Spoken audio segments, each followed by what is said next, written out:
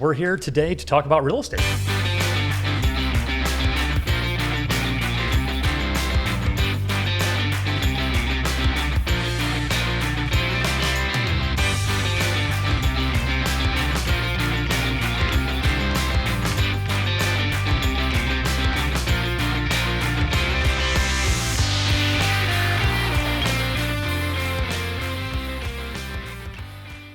Hello and welcome to episode 10 of the Real Estate Unlimited podcast. My name's Sierra Steinmetz. I'm Brian Schuby. I'm Bill Jones. And we're the Jones Home Team. And today on episode 10, we have a special guest. He's a financial whiz, makes insurance fun, investments clear enough my 10-year-old can understand it. He's got you covered everything life insurance, health plans, financial strategies. If it involves protecting your future, he's the guy to know. So with that, his name screams reliability. We're excited to introduce Drew Trusty from Trusty Health Insurance Agency. Thank you, my friend, for coming. Yeah, thank you guys for having me. I'm going to steal that intro. Yeah, let's say That was good. Yeah, that was pretty good. I was just right off the top of my head, too, right? So, but yeah, we brought Drew in to talk. He's got a lot of great wisdom on a lot of things, and he's bought and sold some real estate. So we wanted his perspective, you know, both professionally and personally on kind of these topics we'd go over. So we'll get right into it.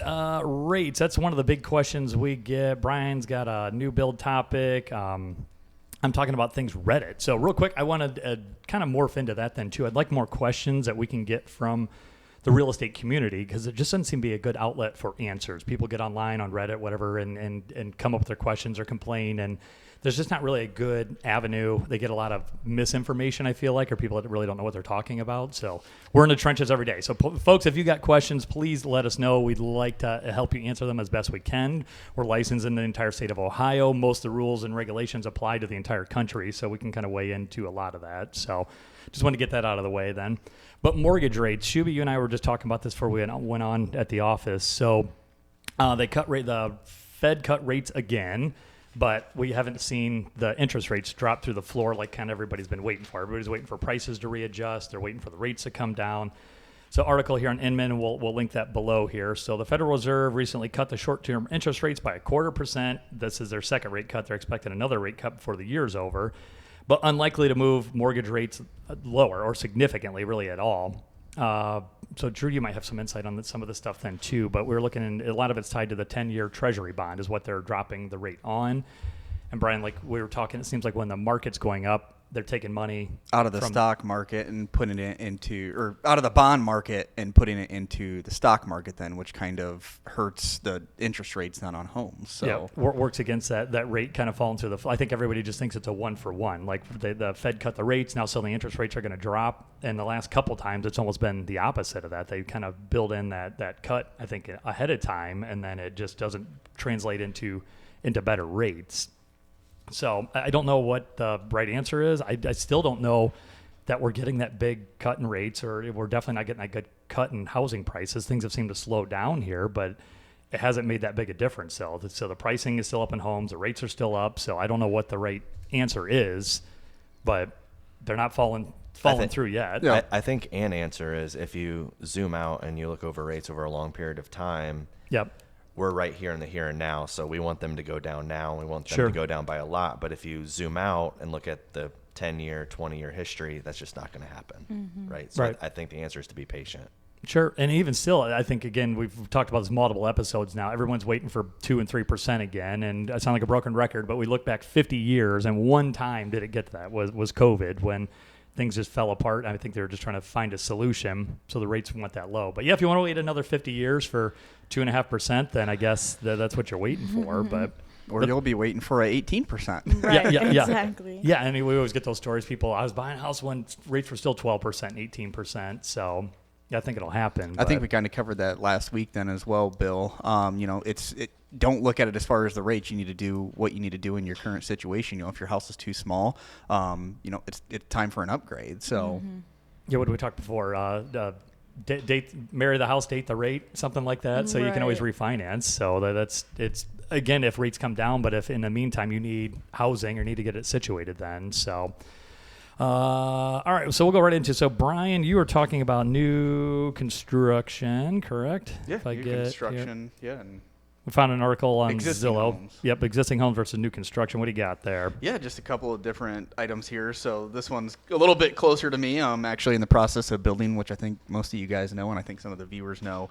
So there's just a couple of different things that I would take into consideration when you're looking at both then. And obviously, I would say one of the major things, I don't know if it's on here, is availability or able to find land. That would be the hardest thing. Oh, yeah. Just because it's so, I would say we're in a huge lack of availability for empty ground or open ground. I don't know what you guys are seeing out there. Yeah, how often do we get that call where people are like, oh, I just want a couple acres or I want 5 acres, and Yeah, and just if you know a farmer that has 50 acres, the odds of him wanting to split off 5 or 10 is almost impossible. Right, He'd rather right. keep his ground. So right, because if nothing else, then too, you of course as you want to build your house, you cut it out right up front. So now that farmer's got to go. It's Yeah, just a pain in around their you. butt. They're going to lose money in the long run, and they need to work around you. So, Yep.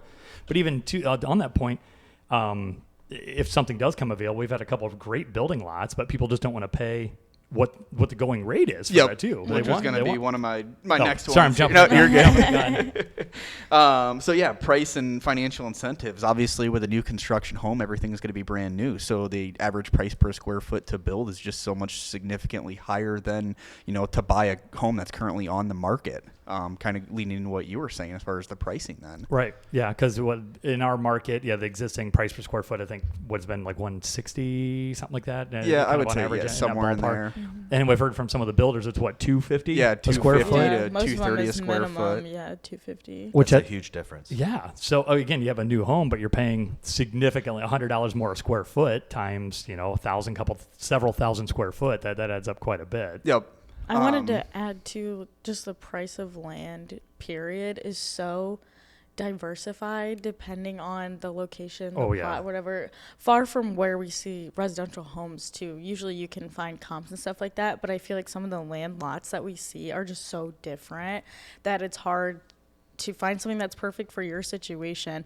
That is also going to be a price just for the base of what you're buying to build on. That's going to work for you. Yeah, and I mean, you got It's so your different. costs associated kind of with what you're saying then as well. Like we bought, our lot is mostly wood, so we had to physically go through and take out all the trees to clear the lot. So you got additional costs that you're not taking into consideration with the price then. You got, removing the trees and putting the driveway in, putting the septic in, those things that sometimes aren't necessarily included in that $250 a square foot. Yeah, and is that you doing it? You hiring that done? Right. Yeah, because you doing it versus hiring done obviously is a huge price difference then as Right. well. So Right.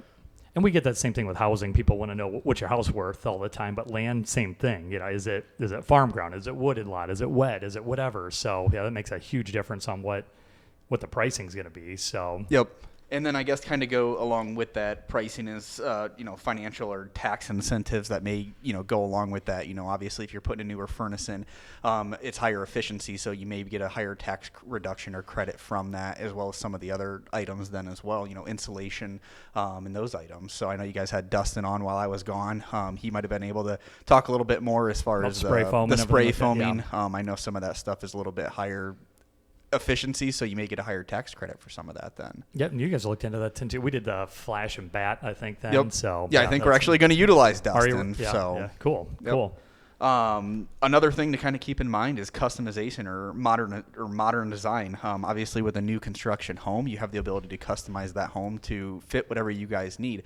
With a resale home or a home that's currently on the market, you can obviously update that to fit what you need. However, you may not be able to remove some of the walls if you like an open concept design or some of those other items.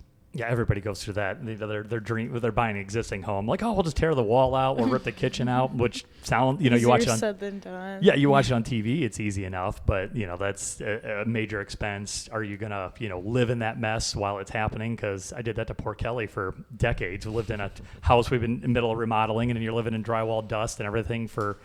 And I think Sierra's in the middle of that right now. Yeah, she is helping out with a project, right? Yeah, Yep. and that is the worst thing too. I hate how dirty everything is, and Yeah. it just never gets cleaner, even if you sweep it up a little bit, because it's just gonna get worse and recollect. Right. So up until it's all done. So hopefully that moves along.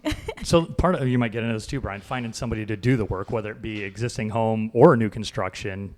finding a contractor that's willing to do the work or give you even a quote for anything. Yeah, which is almost impossible. I've struggled with that. Yeah. A couple of the contractors I've reached out to, I don't even know if I've ever even heard back. And it was, it was one of those where I had to, even some of the guys I've talked to, I've had to text 2 or 3 times or 4 times to even get what I needed then. So like Drew, your industry, because we joke about that all the time. Like it would be amazing to be able to just not call somebody back for days or weeks at a time and think they're still going to be there.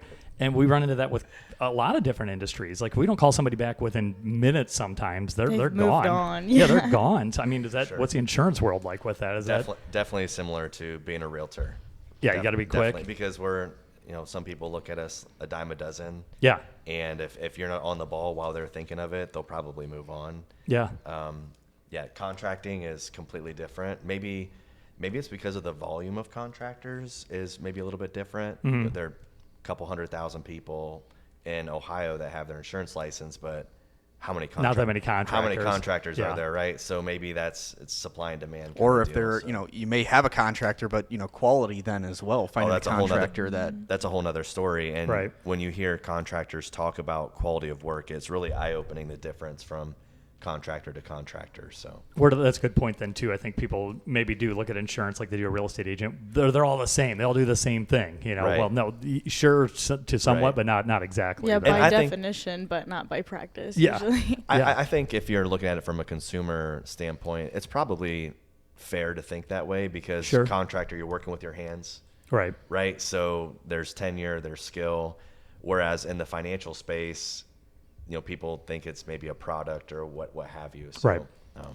Like they're all selling the same thing. But your insight and your knowledge and your expertise, you can kind of weave into that. Right. Then. That's our pitch to them, right? As we've been through the trenches, we're in it every day. But it's hard. It's not a tangible thing. It's hard to say, here's a thing, or I built this, and everybody rants and raves about it. It's like, he gave me a great quote. I don't know. Not knowing you spent 3 days putting it together. You want to talk about like not tangible, like life insurance. It's a piece of paper and a promise. Right. Real estate's this nice fancy house, hopefully. Right, at least we do have something, I guess. Then so. And then, Bill, to kind of go on with, I think what you were kind of talking about or getting into there was, availability, move-in readiness. Sometimes with new construction, obviously you're going to be waiting. It's not just your house is there. It's hey, we got to wait to get these things all lined up. Sometimes it takes, 9, 12 months to get that new home. Whereas if you're looking for move-in ready, it could be within 30 days or however long that loan process takes for you then. Yeah, that was our experience then too. Is promising Kelly and the kids, we'll be in by Thanksgiving. Okay, no, we'll be in by Christmas. Okay, by the New Year's. Well, for sure by the New Year's. No, it was into the winter of the next year by the time we moved in. But you can't control a lot of that. And then obviously maintenance and warranty then with new construction, obviously your furnace is going to be new, your roof's going to be new, windows are all going to be new, whereas with a current home, obviously those things aren't going to be as new. Mm-hmm. I mean, they could be updated or newer, but with the new construction, that your home is brand new. Yeah, everything's new. Yeah. But again, I guess you got to look at the future then as well. Obviously in 20, 25 years, all of those items are going to be coming due to be replaced then as well. Right. So which we talked about in previous episode too. We get those houses, especially in Findlay, like, I'm ready to sell. The house is new. Well, not new. It's literally 19 and a half years old. So roof is probably questionable. Furnace is for sure on its last legs, but yeah. And then I would say one of the other things that would take into consideration, especially, we ran across this, is the builder themselves and the bank, making sure that they're approved through the bank to be able to build. We're using a smaller local builder, and this is one of their newer homes, or one of their beginning homes that they've actually built. Sure. So we had to find a particular bank that would be willing to help them out and get everybody started. So all right, I was looking through the list here then too. So the one I thought was on the other side was the fewer decisions, but that's on the existing home, which I think could be. I'll tell you, from a new construction, it is. You're just so tired of making decisions. I mean, you and Lil are probably about worn out with that. Yeah. But we haven't even started to break down, but I'm about worn out. No, and it's only going to get worse. It's like 1,000 things. So Kelly and I the builder would call literally every day. What about this? What about that? So I'm trying to get a hold of Kelly and figure something. After a while, I don't know, just pick. Yeah. So of course that's a lot on a husband. They're like, okay, my wife just said figure it out, and I better be happy with it then, I guess. So, but coming up with all those decisions, and by the end it was literally that. Like, what's everyone else do? I don't know. Just do it. I'm so tired of making choices, but yeah, that's what you're paying for. Yep. But I think you get that with an existing home though too. I mean, there's still a lot of stuff you're going to have to updates you want to do. Hey, should we take out this wall or not take out this wall, or whatever that may be. Right. Or do you even want to tackle that, I guess? So, all right. What else you got with that? Is that it on that? Yeah, I'd say for the most part. Obviously, there's obviously quite a few more things that could go into that. But I would say, yeah, it's one of those. It's looking at your obviously financial situation and exactly what you guys want. Could you make it happen in a current home, or do you almost need to build new then? Right. Absolutely. That's a lot. I think too, if you guys are curious about that, or if you got new construction questions, I mean, give us a shout. We're in the industry as far as for the real estate side of it then too, and then as far as the new construction, we've been through that. So I wish there was someone like Kelly and I guess at the time, it would have been nice to be able to have somebody to call and say, what am I even looking at? Yep. What am I not? What do I not know at this point? Which obviously I know you and Kelly's have built, so we've relied on you guys for a lot of those questions and stuff. And I would say just being in the industry, has helped because we know a lot of the contractors. We're able to make some of those connections. I know, looking at it from an outside perspective, if I weren't in the real estate industry, I don't even know where I would begin. Oh, so for sure, yeah. I think that's where a lot of people like me are at, is we don't even know what questions we don't know to ask. Yeah, you don't know. You don't know what you don't know. Something I chuckle at is if you have any questions, feel free to ask us. I don't even know what questions I'm not even sure what to ask. Can I have an FAQ sheet? Yeah, right, yeah. Yeah, actually, we probably should put something like that together. Like, just you don't know what you don't know, and then everything you're gonna and budgeting. Like, you've probably already blown your budget. I'm sure we definitely did. So, and I would say, obviously, the relationships with the with the builders and the contractors, because we can actually help make that connection and help be a part of that process then as well, which I don't think a lot of people are aware of. Yeah, I would have known that. I was gonna say I have done that before, and it was nice to have someone to introduce the two, and then they can do their thing with all the 1 million decisions they have with the contractor, but at least getting them in the door, showing them, because they had like a base model that we could look at and whatnot, and I was involved in the purchase process while it was still becoming a new construction condo at that point. So that's nice too. You're going to your point of being in the industry. If you're recommending somebody, like, okay, hey, Drew and Emma are building, and I'm recommending somebody, I can put a little more pressure on that person. You better get your butt over there, give them a quote, take care of them, because if not, that's going to harm the relationship we have, ongoing then too. Sure. So when you're ready for that, Drew, let us know. We'll put the pressure on people here. We're getting there. Right. Step at a time. Right. Okay, so I'm going to go to my old friend Reddit, a place of great information and misinformation. I think there's almost more of the latter than the first part of it then. What I talked about at the beginning of the episode is getting these questions to somebody like us. I don't care if it's us or another. Just go to a professional. Don't go onto Reddit with these questions. But here's a scenario. I want your guys' thoughts on this from a real estate standpoint. And then Drew, just from a man on the street thing. So buyer, I don't remember what the name was, and 9 Lives 1. 9 Lives 1, call us. We'll answer these questions here. So the topic is seller signed the wrong offer. So this is from the home buyer. So seller signed the wrong offer, and he's the buyer. So up front, I understand there's no legal recourse for this. It's mostly venting about getting royally screwed. We ended up in a small bidding war in a house right after it was cut by $10,000. We won the war. It wasn't too bad, just ate into our potential concessions a little bit. My wife and I went out to celebrate being under contract. We've been mocking everything up, getting ready to go with the house, although as excited as the first-time home buyers. So, today, their buyer's agent, contacted them to let them know that the seller made a mistake and signed the wrong contract. The seller's agent, though she had withdrawn it from the e-sign system, but apparently she hadn't. So the seller, which is someone that was on a road trip, signed the offer on the other offer accidentally instead of theirs. So their contract is not valid. The selling agent asked the other buyer to act in good faith and to back out of the contract, but they refused because they had got the deal. So their only hope is that one falls apart or they become a backup offer. So this all comes after getting outbid on their absolute dream home. They feel like, I won't say the words here, but their lender and realtor said that they have never had this happen in 30 years of combined experience. Just felt wildly unlucky and demotivated by all of it. Inventory slim here, so not sure what else to do. Has anyone else suffered this? So the scenario is I'm just so confused about why their agent submitted the offer back to the buyer's agent without that's what verifying that it was the correct offer they signed. So we'll walk Drew through that, but that's my exact thing then too. But I just don't understand. So again, just a recap. They're the buyers. their agent submitted the offer. Their offer got accepted, I guess verbally, apparently. They're waiting for signatures from the seller. So the seller accidentally signs a wrong offer. And then from there, to your point, Brian, I don't know how that then got delivered back to the other buyer's agent and nobody caught that. Right. I mean, their agent, I would say, messed up pretty bad. Yeah. And in there it says the selling agent asked the other buyers to act in good faith. Well, again, why would they want to work 100% against their themselves? I mean, her fault. Yeah, we submitted an offer, it got signed and accepted. If I'm that other buyer, heck yeah, I got the house I wanted. Oh, well, sorry, this other person got screwed, I guess. Yeah, let me tell my wife we're no longer getting this house. Oh my gosh. I just can't imagine. Because that's the thing too. You should if you have multiple offers, you should have it all separated. Right. So yeah, how many times have we done that? You lay it all out. Drew will get to this here in a bit, then, but you end up with several offers. You lay them all out. You kind of see what they look like, and I don't know. This one just baffles me. Again, we don't know the whole story. I don't know who 9 Lives 1 is or where he's at or what the scenario is, but I think across the country, that's how real estate works. An offer needs to be signed by all parties, and all parties need to be notified in delivery of that. So there's so many things here that just are missed. So legally, there's nothing anybody can do. I mean, sure, there could be some repercussions for sure.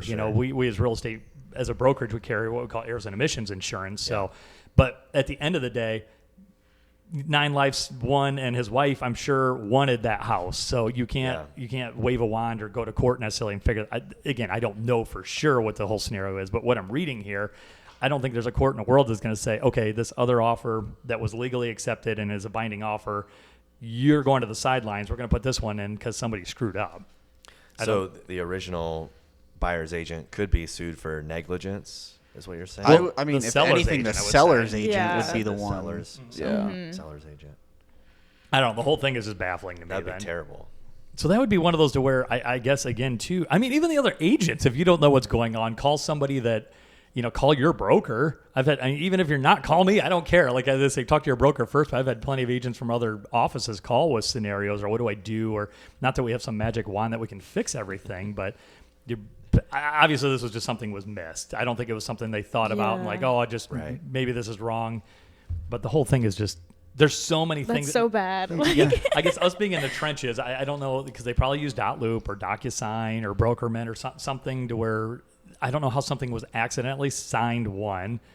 And then from there, the agent got it. Yeah, because that's the other thing that the seller's agent had to have just sent the wrong one, the wrong offer to them in the first place, because there's no reason they should have. I mean, I guess unless they shared them, but I mean, ultimately, she still had her client mark they were accepting the wrong offer, right? But then even still had it in her hands or had it in her thing, and then said didn't even look at it, and then sent it to the wrong agent entirely. Then so it wasn't even like I'm talking to agent A, we're going to accept their offer, but no, we end up with offer B. Get it signed and then deliver it to agent B instead of A. Like there's just so many things that are. That's the confusing part, is how do you mess that part up? Right. I mean, I could see where you could get confused, but I mean, if you it's take just attention to detail. 2 seconds, Again, going to your point, we were talking earlier. Yeah, you can hire a million different real estate agents, literally, but which one are you actually getting? That is that somebody that's part time? Is that somebody that's too busy doing something else? I guess I don't know. The whole thing is just wacky. So, I guess I had a couple other scenarios, but I'll bore into those here. We'll try to pick maybe one of those every episode just to kind of get into. I saw that one. I'm like, that one's fun. That's a good bit. How do they? That's a good bit. It just, again, being in the trenches, it just blew my mind that's even in the realm of possibility. But at the end of the day, I feel bad for you, 9 Lives 1. I don't know. There's plenty of other homes that are out there. Something will pop up eventually. Come move to Tiffin. Yeah. Come to Ohio. We'll sell you a house. That's right. Yeah. We'll sell you a house, but I don't know where you're at. But that's. I mean, just the basics of something like that. Somebody doesn't get the house they're hoping to get. There's always going to be something else. If they're desperate for a home, I know that stinks. But especially in a multiple offer situation, I mean, someone's always going to be mad. Unfortunately, this one just wasn't. I mean, there was nothing you could do about it. Unfortunately. Right. Yeah. Where were some of the comments? Some of these were just glorious here. The one is a sarcastic comment. So, what a cluster! You get the idea. It's a repeated sentiment. One person jokes that maybe in the universe is sending a big hint. Well, others suggest that the buyer take up the mediation as required by the contract and mediate on never working with this agent again. So, yeah, I think I'd be finding, I can't blame the buyer's agent, maybe, you know, I mean, they did what they could because do. that was my thought too, is that especially if I just get a message from the listing agent saying, hey, we're accepting your offer, I'll have paperwork over to you in just a minute. Right. I'm going to be like, I mean, as long as I see that come through, I'm like, okay, yeah, like, guys, you got it. I usually wait until I have signatures. Actually have but it, yeah. Yeah, like, oh, you guys got it, whatever. And then you're going through, like, say you're not at the office or available to look at your laptop or the paperwork when you get it. And then you're going through to get your file together, and then you're like, this is not their names, right. or whatever, something's wrong. But at that point, it's too late, and you've already told them. Like, I don't really see that being on the buying agent so much as the listing agent just totally biffing that whole one. Yeah, that's a really tough Google review to come back from. Oh my Lord, yeah. I don't think they sent out a review on that one probably then, but that would be hard to go with. But yeah, the multiple offer thing then too is maybe we haven't. We probably need to talk about multiple offers sometimes, but laying that out, pros and cons of each offer, and then obviously once you get the right offer. You know, you, the consumer, actually read the contract. It's so frustrating when you send something to somebody and it's 72 pages long and they sign it in 2 seconds. And then they ask you questions that are on it. Yeah. Page 1. Yeah. or after they've signed it and you send it back, what did I just sign to? What do we do for that? You know, we don't expect you to know the whole contract, but again, get a good agent, actually look at what you're signing. And then you agents out there actually look at what offer you're sending to which agent. I mean, accidents happen, but holy cow, that one's rough. That one just didn't compute on so many levels. I mean, then again, as well, I mean, it hurts them, but that listing agent also hurt their seller because if this offer was better than the other one, they did a disservice again to their 100%. client. So, yeah. Which I'm sure was less money or terms that they obviously thought the other offer was better. So why would they accept this other offer? So somebody's getting sued, I bet. So, but they're not getting their house though. I unfortunately let something fell apart with that. So, all right, Drew, we got you here to talk some insurance here. What do we? Riveting stuff. Yes. You make it exciting though. I think how many times we get talking like, let's talk for a few minutes and it's an hour later we're talking about whatever. But you've opened my eyes so much to different things you can do with insurance that sure. I just thought of as insurance as something you pay for. You don't really want to pay for. You hope to never use it, but there's so many things you Those can are my do. favorite people to talk about, to talk to about insurance. Yeah, I'm excited for this topic because especially with life and health insurance and whatnot, I have not had to get into that quite yet. So I'm interested to learn. But starting off. Sounds like we got another potential client here. Yeah. I got his card here somewhere, here, Sarah. You did just recently-ish move to the area, and you utilized Bill Jones and the Jones Home Team. Nice. We did what a good choice. Easy choice. What were some kind of like pros to that and utilizing us in your buy and sell then? Yeah, definitely. So my wife and I, we lived in Delaware for a couple years, and then last November we moved back home to Wyandotte County, and had never listed a home for sale. And didn't know what the process looked like, didn't know any of the no's or anything. And through our BNI group, I had met Bill, and he seems very confident, obviously has a ton of tenure in real estate. Was very excited to work with him, and he made the process really easy, and he made us a ton of money on our house. Did you pay him to say all Yes. that? Yeah. I guess I've taken him to lunch now. Or something. I guess technically through commission, I imagine. Yeah. So you did pay. Yeah. But the drone, from the drone footage to that big camera that does the Matterport. Matterport. Amazing. Digital footprint of our entire house. Mm-hmm. You didn't even need to schedule a visit or anything. You could just hop online, do a complete tour top to bottom. And it was to say too that we actually just had someone from out of state put in an offer on one of our listings because of the 3D Matterport tour. They were already completely familiar before we even did the virtual showing together. I felt like I got the 5-star experience. Bill brought the full value to our home. Also for my wife and I, is a peace of mind. You know, she's a nurse practitioner. She's a midwife. She delivers babies for a living. She works 1 million hours a week. Mm-hmm. I do financial planning, insurance, that kind of thing. So I need somebody who's in the trenches every day to walk me through the process. That way I know I'm getting the best value for my home, but then also to help us navigate moving back. What does that look like? and Bill made it very, very easy. Awesome. Yes. Well, you guys made it easy. I would say that because you had a great house and you guys are amazing to work with. You took care of it. You guys were Johnny on the spot, like to sit down and talk and go over things. You had a lot of great questions. And like we talked earlier, sometimes you don't know what you don't know, but. And from my perspective, I just take care of the things that I know I can take care of, like making sure our house looks presentable, doing all of those things. But when it comes to the real estate lingo, all those legalities, I leave that up to you guys. You guys are doing this every day. And it gave us a big peace of mind. Which is great too, because I feel like we all can attest to this. A client that's like cooperative, willing, able, that just is ready to do what they want to do, what they hired us to do, makes our jobs a million times easier. I feel like you guys are really good teachers too. I feel like I learned more about the real estate process just by listing and buying a home. I learned more in that experience than any YouTube video I've ever watched. That's or awesome. Any podcast. That's awesome. Yeah. You know, all of us like Bigger Pockets podcast, all those things. Right. So I learned more in the couple months I worked with Bill than any podcast I ever listened to. And Bill taught me a lot about the real estate world, the real estate process. And as things popped up, he had already not only had he already taken care of it, but he explained why he took care of it the way he did. Mm-hmm. And in hindsight 2020, that really made our transition back a lot more smooth than it could have been. You know, you hear a lot of stories that it didn't work out, just like this guy on Reddit, right? Where I never felt like that was going to happen to me and Emma. So. Oh my God, I'd be crushed if something like that happened for anybody, especially. I wouldn't know how to recover. No, I'm just turning my license in. Thanks. That's that'd be bad. But again, you guys made it. Your willingness to, because you wouldn't. Maybe you wouldn't be surprised, I don't know, but how many people I think that sell their house, but they just seem so uncommitted to that. Like your point, like when somebody's actually trying, but some people just, so whether they're buying or selling, they don't have it in them to take it seriously or ask any questions. So or they think they know the whole process from watching, podcasts, and they know everything, and then it turns into something like that. So yeah. So had you been like, I was watching Bigger Pockets and Beardy Brandon told me, we should utilize a whatever to 1031 exchange or what, just people come up with crazy stuff like that. Like, okay, if we can do that, we will, but show me what you're talking about. But yeah, you're just selling a normal house, buying a normal house. You're not doing some kind of crazy gymnastics. So for me, I'm paying for the expertise of what you guys do every day. Right. So that gives me a lot of peace of mind, and everything worked out. So when we go to move again, we're going to go through the same process again.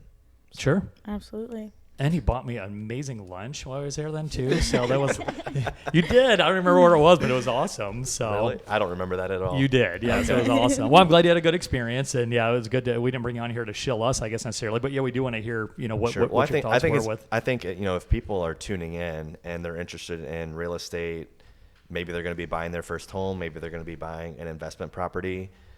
You don't know what you don't know. Yeah. So utilize people that are experts and their experience and their resources, and you will have a much cleaner experience. Yeah. Same thing goes with insurance. We'll talk more about that now, but like it's hard to, I don't know so many things, you got talking about, we can probably have a whole episode on talking, what was the one, the infinite banking? That's a huge topic. That's on my social media day in and day out. Yeah. And I do chuckle when I see the videos, but infinite banking is, it simplified, is just leveraging your life insurance as an asset to go purchase something. And you called me the one day and we just started talking about that. Like, oh, you ever thought? I'm like, I don't even know. Like, no, that's life insurance. What are you talking about? You just, if you die, you collect on it, right? Right. And that's a great start. And people should purchase life insurance for a death benefit to protect your income for your family, pay down a debt, whether that's your mortgage or whatever it is. But there's some additional benefits with life insurance that people don't tap into, and I think that world is very, very interesting, and we can talk as much as you want about that today. I was going to say, if you wanted to head right into that, one of the points we have on here is purchasing real estate with life insurance. And your thoughts and processes. Real quick before we get in, would that be something you ever would have thought? Absolutely not. No. I read that on the sheet and I was like, that's life insurance. You can't buy a house with. So that was my thought too, and then he just kind of blew my mind with some of the things. Sorry. So think of your life insurance as something that you can borrow against. So, and actually, like the last couple of years has been a perfect time for people to leverage their life insurance, because when you do, the traditional way is through a mortgage, right? You contact somebody, they do a mortgage for you. When the rates are higher and they're in the 6% and 7%. you want to borrow against something and get a better interest rate, you can borrow against your life insurance for 4% interest rate, for a 5% interest rate. So during times like today, it can make sense to do that. Now, does it make sense all the time? Absolutely not. Sure. And I think there's a lot of misnomers in regards to that you see people shilling stuff online that I'm sitting there and I'm just like, there is no way you're able to do that. But in certain circumstances, it can be a massive tool. You can have your life insurance set up as an asset to borrow against. You can take that, you can borrow against the cash value of your plan for a 4% interest rate, 5% interest rate, and then go utilize that as a down payment to go buy a property, right? So is that something that when you first take out that policy, that's already going to be an option, or do you have to have it set up differently? Amazing question. That's not even written down, is it? You just that's just my brain. I love that question. So it depends on how you structure the life insurance policy. If you just open up a traditional dividend paying whole life plan, that's not going to be liquid, because that money that you're putting up front the first 3, 5, 7 years is securing your death benefit. So that couple $100 a month might be buying you $300,000, $500,000 in death benefit. You're not going to have an asset to borrow against right away. Right. It's going to take some time to build up over time. Now, what you can do is you can overfund your life insurance plan within certain metrics that the government allows you to do. You can put $30,000 down, $50,000 down, whatever you want to do, and overfund it within certain limits. That does create cash value right away, and you can borrow against it from there. But that's probably not your average Joe, right, that does that. Also, even if you can do that, I don't recommend that, because you're decreasing your buying power, because a certain chunk of that money does have to secure a death benefit. If you're going to put $50,000 down into a life insurance plan, go buy the property. Yeah, there's a lot of other things you could do. Go buy the property, buy term insurance to cover the mortgage, and be good to go. But if you're somebody that has $200, $300, $400, $500 that you just want to put in over the long haul, that can be something that might make sense financially to do. So, yeah, I think it leaves so many options too. I'm dealing with somebody right now that they immediately they're kind of in a weird situation. They want to cash out their entire 401k and go buy a house. So you can do this with 401ks. If you have a self-directed 401k, it can be advantageous to somebody who's maybe a little bit on the older side. Maybe they're not as healthy, so they wouldn't get a good table rating. So there are 96 table ratings for life insurance.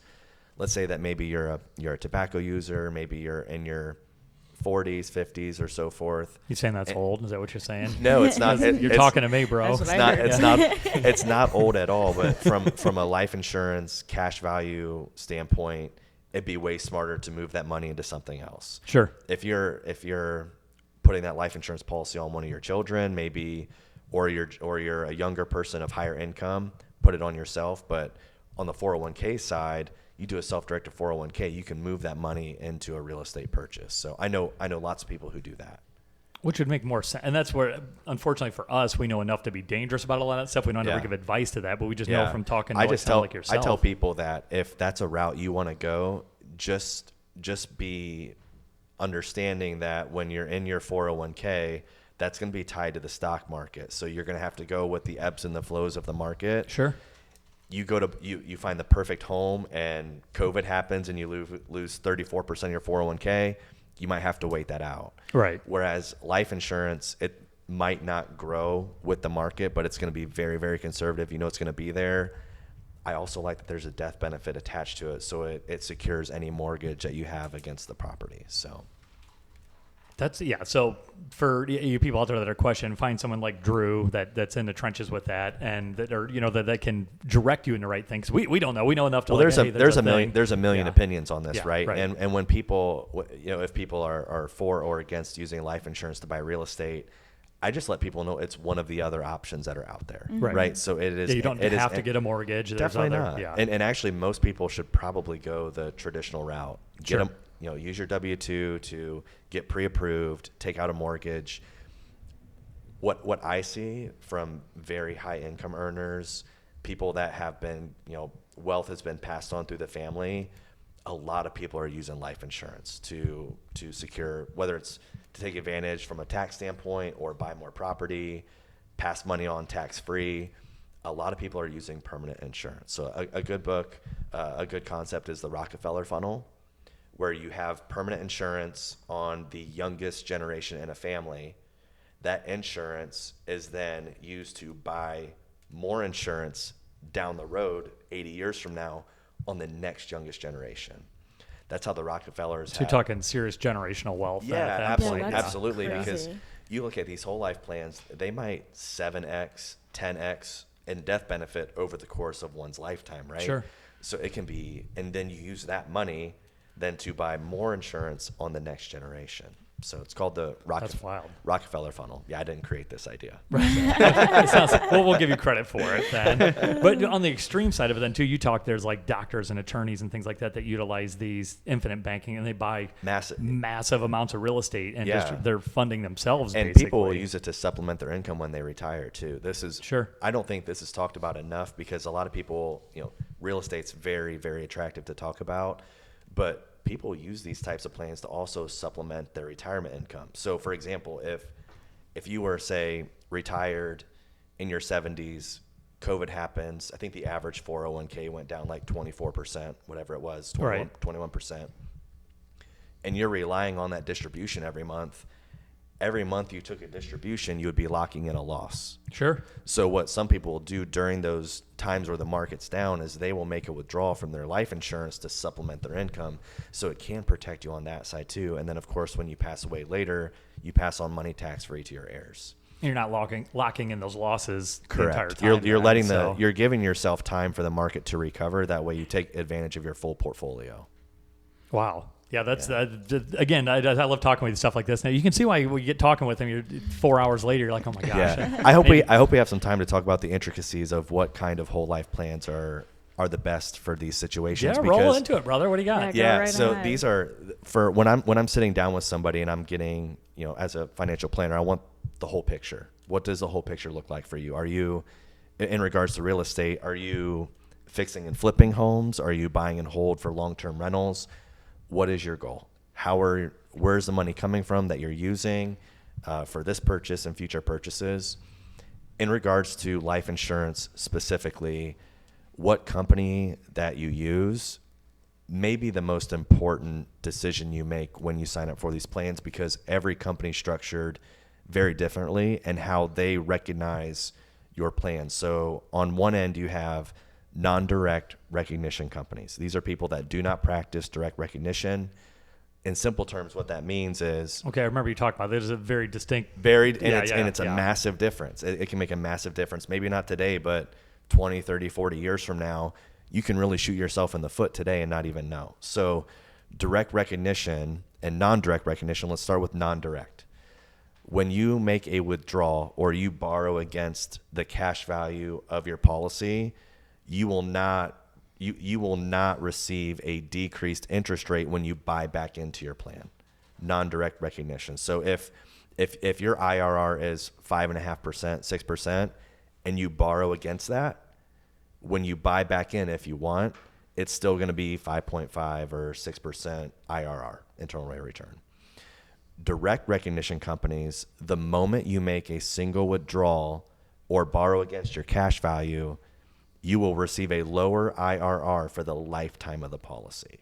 It's a massive difference. So if you go to borrow against it, you go to then pay yourself back and get back into your life insurance plan, all of a sudden your dividends are like 1%, 2%. You're like, hold on, this isn't growing like it was before. Right. So I've seen that 3 different times where people were 20, 25 years into their plan. They asked my opinion on borrowing from it.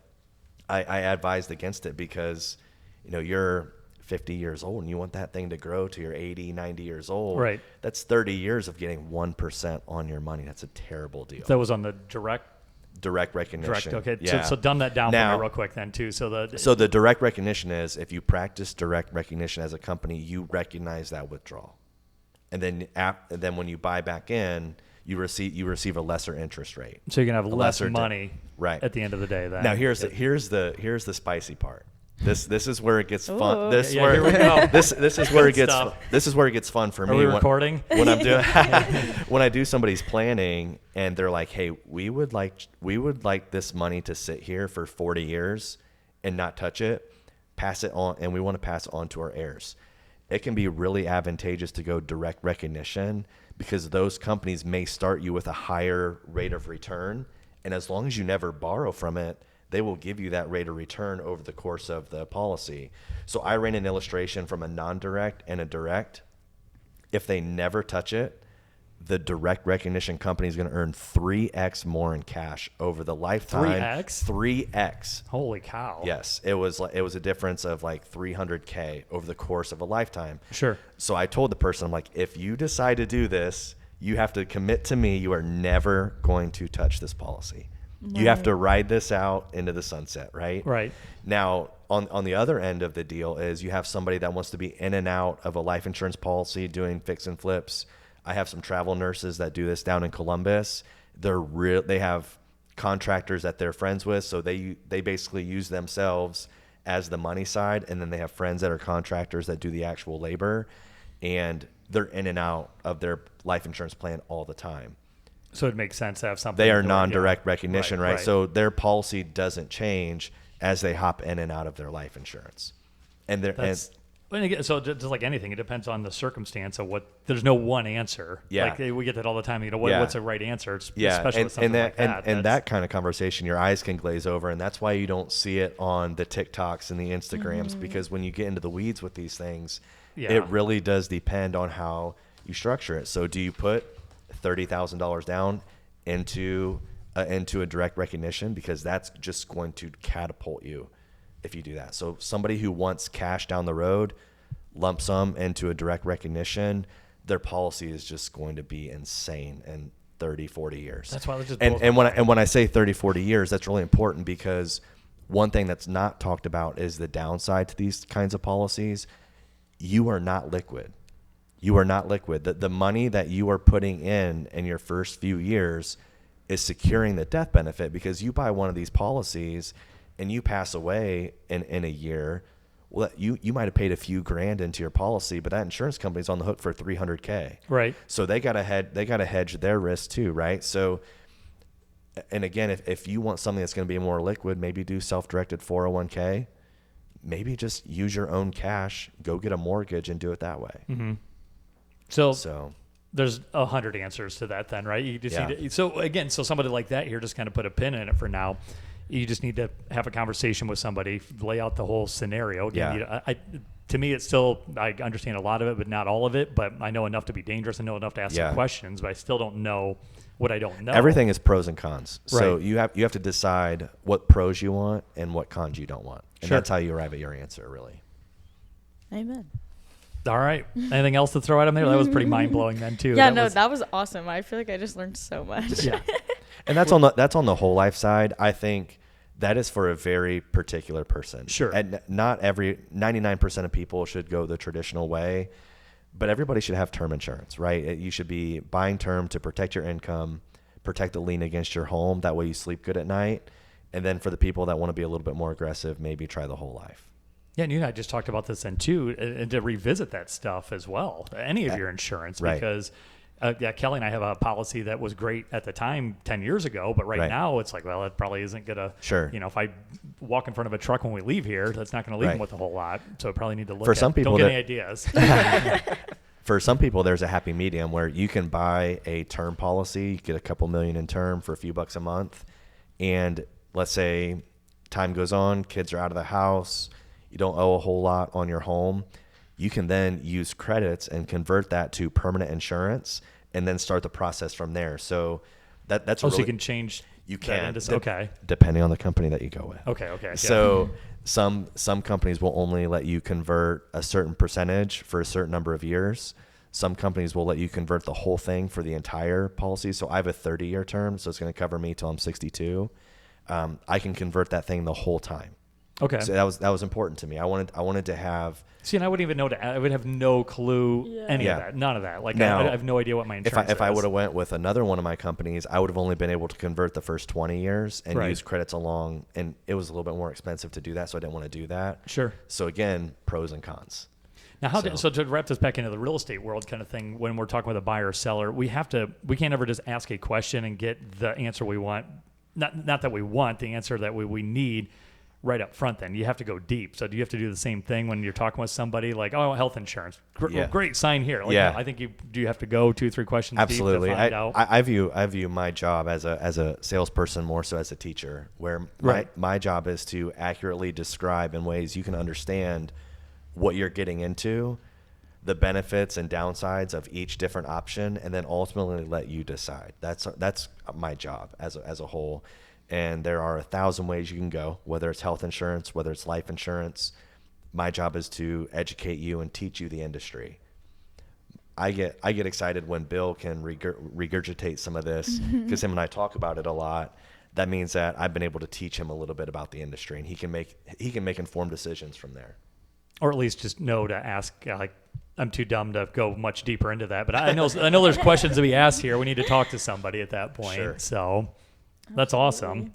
And then other stuff, you get health insurance. So you real estate agents out there, any of your 1099 salespeople, I don't care what industry you're in, you blew my mind with that then too. We can't go super deep into that at the moment maybe, but like just health insurance. Like, so Kelly, my wife, is also a teacher.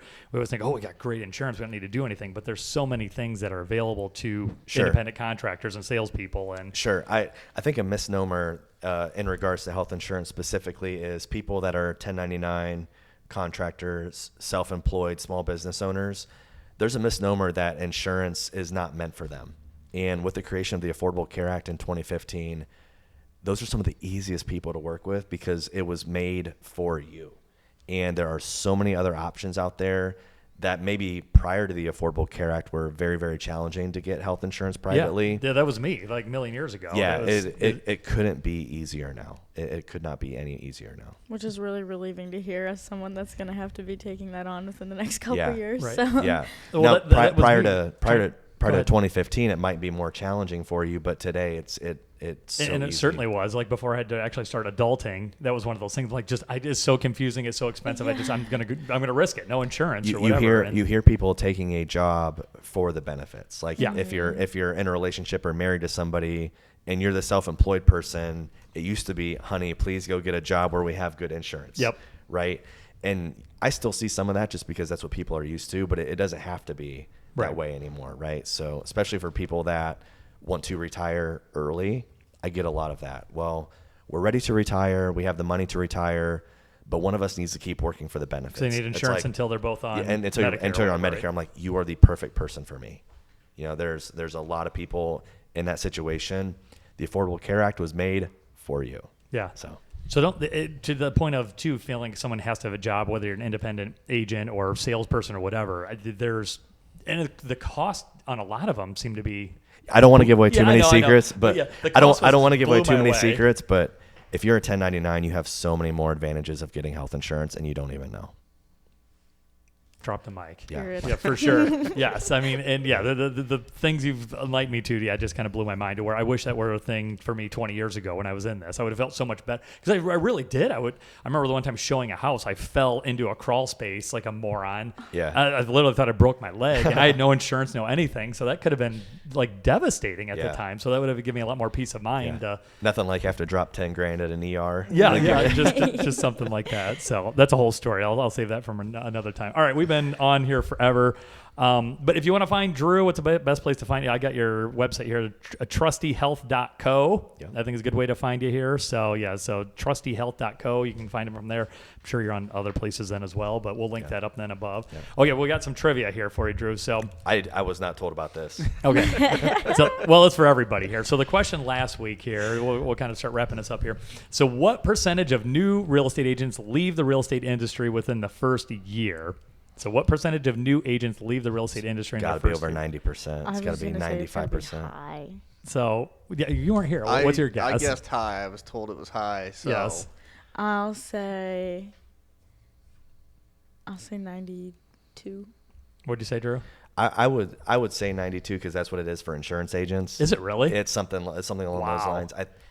I think the average lifespan is like 45 days for new insurance agents. Roughly. 45 days. Yeah, if you make it to 3 years, you have a good chance of having longevity, but getting there is really, really hard. Yeah. And then Brian, you said 78%. I had to go back and look. Okay. So we'll stick you to that then. So, which I don't know if this is right. I'm more with you guys. Had I not seen the answer, I would have guessed a lot higher. But according to the National Association of Realtors, 35% of real estate agents leave the business within the first year. Maybe. Okay. Yeah, So I know what you're maybe gonna say if here. within the next. Okay, because we have to renew after 3 Yeah. years. Maybe in that 3-year span, it's a lot higher Yeah. of getting licensed and then not renewing and leaving completely. So to that point, maybe they've already cashed it in almost that first They year. just They're not haven't really let their trying. license expire. Yeah. So Yeah. that didn't seem high enough. So again, according to the NAR, 35% of new agents exit the business within the first year. But you said what, 90 some for insurance? It's got to be. That's crazy. I'm gonna get fact checked on that one. No, but that's fine. It's something really high. That's crazy. Because I did a lot of hiring for insurance companies 7-8 years Sure. ago, and it's definitely hard. Well, it's the same thing with real estate then too. I always tell you, we just need to survive We just need to survive in the business long enough to get some your sphere kind of build up. Get your name known and get that business And get some experience too. Yeah, and yeah. the best way to learn is from experience. Absolutely. All right, so here's the next one. What percentage of buyers regret? So going to your question, Chip, we were talking about your topic, new construction. What percentage of buyers regret purchasing a new construction home due to issues with customization, limitations, and delays? I guess we'll simplify it. How many people building a house regret it? See if you're going to be one of those. What percentage? We'll say 60%. 60? Wait, it's that high. Yeah, I'm gonna go like 25. I was gonna say a third. Yeah, 15% says 15% of new home buyers regret due to delays and customization Did issues. you say 60%? Yeah, I think as Hey, they're it's go through the process. Once Yeah, you go through the that's what I was process, just you'll gonna know. say, as Yeah. they're building, Yeah. I think you're right. I think most people will be like, why in the world are we doing this? Like, this is just Yeah. insanity. Then So, maybe once it's over, it's a little better. Yeah, it's like anything else. Like, Yeah, that's how I look at it, having not been through it. So. right. All right, so here's our one for next week then. It's So all fun and games until you start. yeah, exactly. Okay, so going back to our topic from Reddit here. So what percentage of real estate agents have reported encountering a significant mistake in a contract signing or paperwork error according to industry survey? So how many agents report encountering a significant mistake or error? I feel like it's not that high. This is from the agent perspective. Yeah, these are the agents from an NAR study. 5%. I was gonna say 10. We'll say 7. All right. Well, you'll have to tune in next week to find out. So, all right. Well, that's awesome. Drew, thanks for joining us here. We'll have you back on again. And you make insurance interesting. Like I said, it's probably hard. I don't think in my entire life I ever would have said that insurance is interesting. Yeah, but I was tuned in though. Yeah. It's a lot of fun when you look at the actual policy over the course of a lifetime and you see the numbers attached to it. So, like in real estate, you guys have this nice, pretty home that people get to move into. Right. It's a piece of paper and a promise when it comes to life insurance. So when you can walk through a summary of benefits, it can get really eye-opening what you can do with life insurance. Yeah, that's it is. It's a lot, and not just real estate. You can do it with all kind of things, investing, whatever. Yep. Us. Again, the agents that tune in or to listen to this stuff too. Your insurance, things like that. There's so many more things you can do with it that you wouldn't have expected. So, all right. Well, that is episode, what are we on? 9, 10? 10. All right. So we'll wrap up episode 10. Check back in for episode 11. Check out our blog page. I'll put that link then below. Then we put a lot of work into that. It looks pretty cool. You don't know where it went then. Oh, here it is. Here's episode 4. You can kind of see what that looks like. But you got the video linked in, some more trivia put in there, what we're talking about. So you can check out our blog page there. Find us on all the socials and give us your questions. Don't go to Reddit. Don't go to those forums. Send your questions to us. We will get you a good answer. And thanks for tuning in.